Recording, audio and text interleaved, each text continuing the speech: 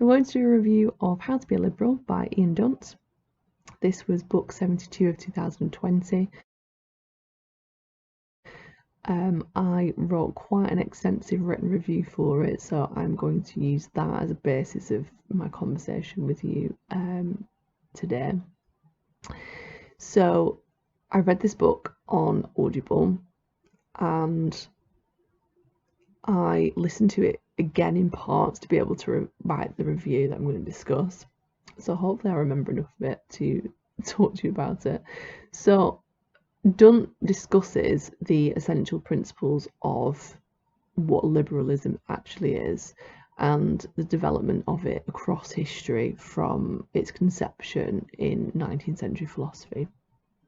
Now, Dunt rejects the narrative of the elite versus the people, which is kind of something that is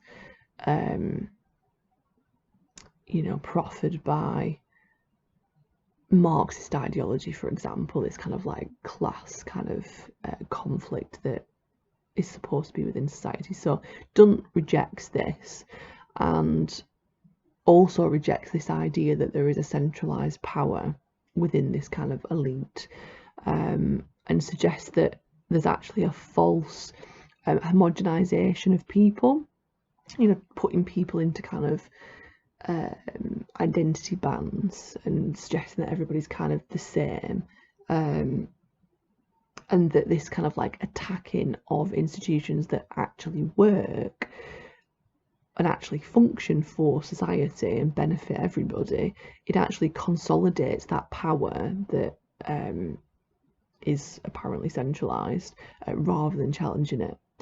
So he kind of discusses that in more detail as it kind of goes through. And he talks about how during the age of enlightenment there was this kind of like dawn of liberalism when thinkers such as Copernicus, I always have to concentrate when I say that word, that name, because I always get it wrong. I always want to say Copernicus, but that's obviously not right. Anyway, when he challenged like the certainty of the church and suggesting that the earth wasn't the centre of the universe and actually that the sun, we went around the sun, and also thinkers like Descartes and his kind of experimental method of seeking objective facts through reasoning. So Dunt suggests that liberal principles of individual freedom of thought were fostered through the development of kind of like black market pamphlets that were delivered to organised labourers that were gathered in cities, and this mobilised political support to challenge and separate powers and create independent armies against the sovereign. So because there's thinkers challenging the church, which was obviously very influential, and you've got kind of this publication of the written word that is going towards people in society that are workers that can kind of band together and challenge the sovereign, which was always kind of like in power. It's created this kind of like dawn of enlightenment and liberalism and being able to kind of think for yourself and make your own kind of decisions rather than before being kind of told what to do and how you would live, and not really having as much control over your own life. Rousseau's general will of the people was now more influential to control things like legislative, can't say that word either, and executive power and determine its legitimacy. So rather than it coming from the sovereign or coming from kind of like Houses of Parliament or whatever, the will of the people has some kind of say in that kind of process. So Dunt discusses the impact of individual suppression through military totalitarianism. So he talks about Bolshevik censorship of the private sphere and the nationalisation of their youth by replacing the parents with the state. So the children was like they were reporting on the parents for being enemies of the state.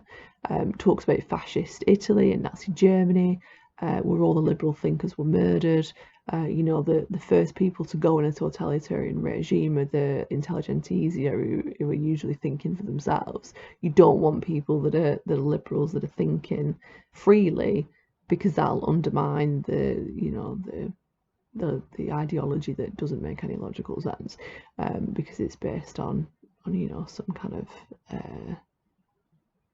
something that is not beneficial for all, for some kind of gain from. I'm trying to think of words to kind of express this, but I'm just like anyway. So liberalism itself advocates the challenge of convention and believes that to silence offence is to end progress. So I mean, all of this stuff so far was really interesting to me, because I'm really attracted to books about totalitarian regimes, and been very attracted to reading kind of books that have been written that actually are kind of just allegories for what have happened in Bolshevik Russia. And because I didn't know the history of that, I didn't recognise it when I was reading them, but now I've become a little bit more aware of Russian history and German history and things like that. I can see now what they mean and where they've come from, and they were actually real things. And this idea of suppression of offence. I was just thinking then as well about in The Handmaid's Tale, where they kill all the university professors first, unless they've got kind of some use to them. It's like these are things that were actually done in history. I think modern day kind of audiences of TV shows that are based on books that were written in like the 80s, as Handmaid's Tale was, there's a separation from history there. There's a separation from actually this did actually happen. Things like this have happened in many places around the world at many different times, and because people are not aware of the history, they don't recognise, like they think, oh, this will never happen. It's like, but it already has happened. And then what I was just going to say then as well about how this the belief that you should silence offence, there's a lot of things now happening in society about free speech is being very much compromised. No one is allowed to say anything that's of an offence to anybody else. Like comedy is being kind of restricted because you can only say certain things that are not offensive to people. And people in the media, like celebrities, if they say anything that is deemed to be against another group of people, they get cancelled. This kind of idea of cancel culture, you eventually will end progress, because you're forcing people into not being able to express themselves, to not challenge things. No progress is really going to be made unless there's an open discussion about different viewpoints. There seems to be this idea that you should all think the same, and if you think differently you should be admonished for it. I've done reviews before on books that kind of talk about this. The Madness of Crowds by Douglas Murray, for example, talks about it extensively. Jordan Peterson's mentioned it in a lot of his kind of videos that he makes. It's a big thing in history where any time that kind of offence was silenced, you ended up in not growing as a society and not developing. It's a very dangerous thing to suppress free speech. One example I'm thinking of as I'm talking about this is J.K. Rowling's comments about biological sex. I mean, she's saying things that a lot of people are thinking but are not saying because they're being silenced because they don't want to cause offence, and so it kind of shuts down the kind of conversation, so that people are not really understanding each side of the argument and understanding how one thing might compromise another group of people that aren't the group of people that are currently being discussed. And so I found that kind of resonated with me as I was reading this by Dunt. Dunt also suggests as well that there shouldn't be any harm to others. Free press should be available, so you can have freedom of speech, but obviously not to the detriment of another person. Like you can't just go around saying what you think if it's going to harm another person. And I think that's obviously what is causing offence in today, particularly with the J.K. Rowling thing, because it does cause offence to groups of people, and they end up being harmed by other people in society because of it. So I can understand it in that respect. Dunt outlines that this press can lead to you know, if you are silenced and it's just kind of like one viewpoint, this press can lead to dangerous mass thinking, which has political effect. Dunt talks about the Dreyfus affair, which fueled antisemitism, where any kind of like perceived outsiders were attacked, even though the outsiders, if I'm remembering rightly, were the ones that were in the kind of right about it, because I think Dreyfus was innocent of what they were accusing him of. Dunt also discusses liberalism within economics, and discusses the comparison between Keynes' rejection and Hayek's adoption of laissez-faire economics, with Keynes advocating for more kind of state intervention in terms of employment schemes to kind of stimulate the economy. So this influenced Friedman's advocacy of free market economics, under which Thatcher and Regan deregulated the banks, and that led to the banking crisis and years of kind of global austerity. So this kind of discussion of economics was very interesting to me, because I'd read Naomi Klein's Shock Doctrine that talks about laissez-faire economics, and I'd read kind of economics books and things as well. And I'd read books about kind of capitalism and things like that. So it was interesting to kind of get the kind of liberal kind of discussion of that, and the perspective of that, and also another person saying that, you know, the deregulation of the banks was what caused the banking crisis and all the austerity that we've been in for years. Dunt concludes by discussing the rise of identity politics and how this homogenisation of an identity rejects pluralism, which leads to those with different ideas being stripped of their identities for individual freedom of thought. So it talks about, for example, if you are a black person and you have conservative viewpoints, you can be rejected and said to be, oh, you're not a proper black person because you have conservative viewpoints, and you should really, you know, be trying to think of what the kind of, I think in America it would be liberal, but in Britain it would be kind of like, you know, like left-wing kind of Labour. And also there's been examples, I can't remember if it was in this book or if it was in Madness of Crowds, I think it was Madness of Crowds, where someone who was gay had I was going to say homosexual views then, but I was like, what on earth am I saying? I was trying to say gay and homosexual, like, which was the right word to use, had conservative views as well, and that stripped him of his identity, because he didn't kind of align with this idea of kind of left views about it and the kind of identity politics about it. So it's reducing the idea that, you know, just because, I'm going to give an example, just because I'm a woman doesn't mean that I speak for all women and that I agree with all women. Like, that's half the population. Like, you're not going to agree completely on every kind of political viewpoint. And again, just because you are white or black, or just because you are of any kind of ethnicity, doesn't mean that everybody that shares your race or ethnicity has the same viewpoints as you. Like, they don't. You know, or just because you're of a, you know, it's like saying like everybody with the same eye colour believes the same political views. Like, what a ridiculous thing. Or like, for example, every person who's transgender has the same viewpoints. No, they don't. Like, they're all individual people with their own individual beliefs about things, and you can't really kind of just use just one person as the mouthpiece for everyone else that they're supposedly representing, because they probably don't represent anybody else because they're an individual person. And so Dunt suggests that ultimately to branch into individual pockets of identities, all that does is it deconstructs the potential power or of ultimately marginalised and oppressed people into smaller groups, which then have less chance to challenge any power. Like, if you didn't branch out into these kind of smaller groups and you became like one big group of people that didn't want to be oppressed, you would probably be a lot more successful in creating change. And from you know, in challenging the kind of dominant kind of like ideology that's kind of going on, you know, rather than going, oh well, I'm this and I'm that, you know, all these different identities that there are now. It's like, rather than splitting yourself off, if you keep as one group, then you have, you know, and fight just against oppression in general. Like, why are we oppressing human beings in general?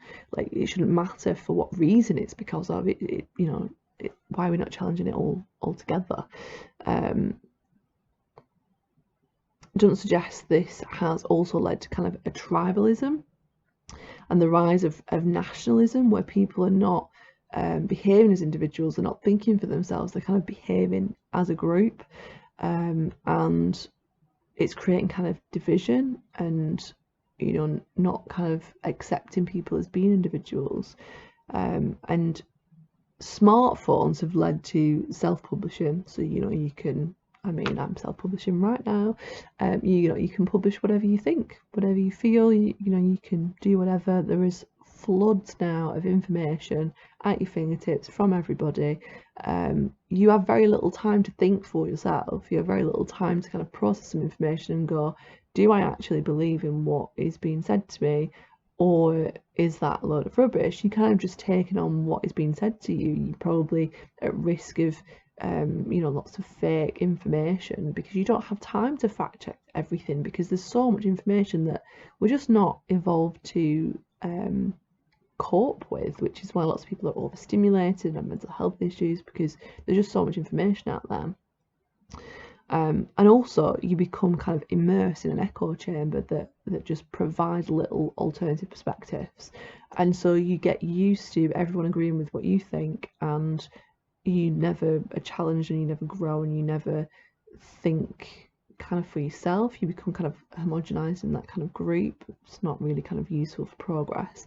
You know, that back in the day, people used to join in coffee shops to discuss ideas, and they never agreed with each other. It was all about debate. You know, if you go back to like ancient Greece, and this is what people did, they discussed things and they went away having heard the other side, and there's some kind of movement on both sides to kind of an acceptance of those views. You know, you learn a lot from other people, but you only learn through discussion. And so if you kind of are not willing to have that conversation because the other person doesn't agree with you, then you're not going to really progress very well, really. Dunt outlines how liberalism is needed to protect us from political manipulation by elites who play on this kind of nationalism and lie.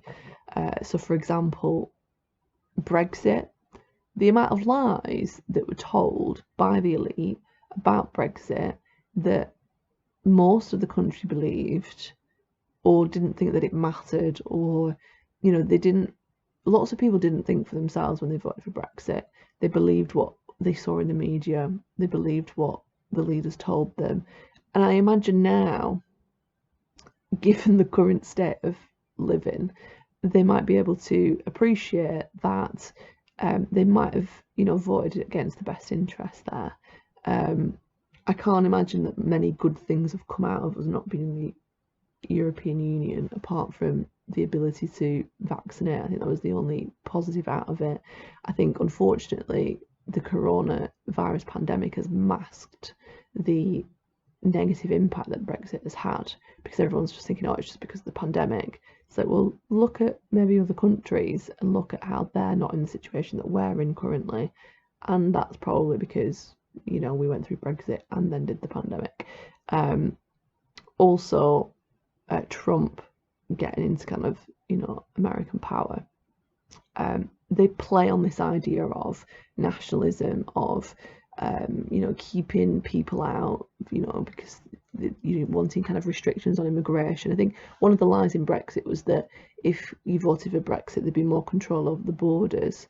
It doesn't work like that. That's not how it works. Like, you have to allow freedom to roam, and it's not just because you're in. Oh my god, I don't want to actually continue saying that, because I'm like, I need to fact check this. When I kind of looked into it, there wasn't actually a control over the borders when you left the European Union, so that was kind of a lie that was peddled as well. But check that for yourself, because I can't quite remember. It was quite a long time ago that I checked that. And anyway, these things lead to humanitarian crises. So, for example, the criminalisation of aiding refugees and the separation of families trying to seek asylum. If people are leaving places that are war-torn, if you're in a, I mean, it's interesting, isn't it, how the Syrian conflict that went on, still going on, I imagine. I mean, it's not in the news anymore, so things are going on that you don't even remember. The situation there, people left and needed to seek asylum in other countries, and then you've got Ukraine happening now, and it's very different, reporting on it. It's very different, or reporting from other kind of war-torn countries. It's very different, because Ukraine is part of kind of Europe, and the demonization of people from places outside of Europe is awful, because it's been preyed on by this elite, and people are not thinking for themselves and thinking, if I was in a situation where my home didn't exist anymore and it wasn't safe for me to be there, I would hope that I would be able to get asylum in another country and not be demonised because I needed to do that. And what's going on in terms of the current UK government, and I find someone told me about this in my book club, because I don't follow news and stuff anymore because I just find it really inflammatory and not very kind of good for my psyche. Priti Patel's made a deal with Rwanda to send people to Rwanda, and I was like, what? And then the whole thing in America with ICE, and is it called ICE? I was going to say ISIS then, but that's not the right thing. ICE putting children in cages and separating them from their mothers and things. It's abhorrent what's happening, and this is because of the way that people are made to feel like they should be proud of their national identity, and it's like it's a ruse. It's a ruse to manipulate you into voting for somebody into political office. Like, they don't care about you being proud of your nationality. They're doing it so that you can be angered to vote, against providing people with sanctuary. Like, it's very unethical.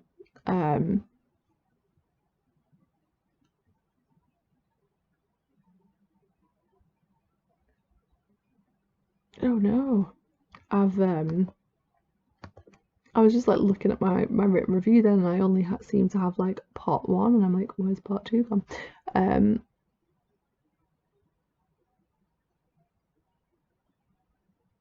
Oh no, I've just put it all together, that's why. So yeah, that was that's the end of the review. So essentially, when I read this book, I thought that it was very good in terms of providing the history of liberalism, very good at describing kind of what liberalism was. It's interesting actually, because when I read this book, I can't remember why. I was on a dating app and I was talking to a guy, and he turned around and said that I sounded like a lib, and I thought he meant like Liberal Democrat, and I was like, how rude. I'm not a Liberal Democrat. And I was thinking he was getting confused between like liberal and conservative in America. And actually, I think what he said had some merit, because I am a liberal thinker. Like, I do believe in independent thought. I do believe in thinking about things for yourself. I don't believe in identity politics. I don't believe in homogenous groups. I believe that everyone's an individual. I believe a lot of the principles that was discussed in this about what liberalism is, and I think it's interesting that we get polarised in many places into either being right wing or left wing, and actually kind of liberal thought is more centrist, and perhaps that's just where my political gauge aligns, but it was insightful for me because I didn't realise that that's what it was, that that's what my thought process was. I didn't realise it was liberal. I thought I was more on the left side, but my rejection of this kind of identity politics kind of suggested to me that actually, based on kind of what's discussed in this, but yes, I am more in the centre, more kind of liberal, more kind of believing that I should be left to my own devices, and I should be able to make my own choices, not be oppressed for having different views.